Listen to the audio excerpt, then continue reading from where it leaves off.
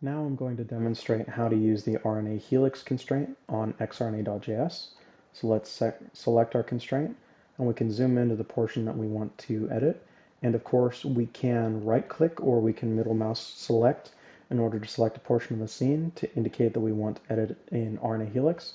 When doing so, you need to right-click or click and drag over not single nucleotides, but base paired nucleotides in order for RNA helix to determine that you are in fact clicking on a helix.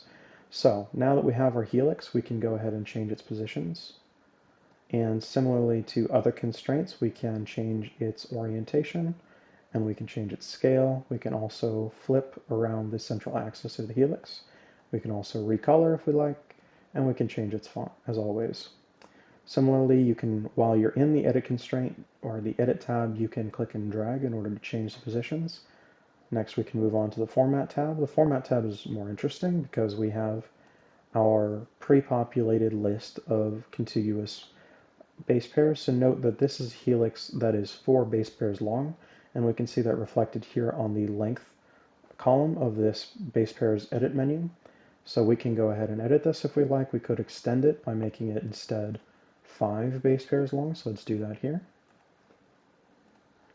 So now, because we have allowed XRNA.js to reposition the nucleotides, it picked up these 2 nucleotides and they are now part of this overall helix. And so they will be edited accordingly if we were to change to the Edit tab. Okay, now we can annotate. So this is the RNA helix under the Annotate tab. We can change this so that every second nucleotide becomes annotated. And of course, we can change these values if we like to. We're not going to. We're going to go with defaults here, and so we can create our annotations.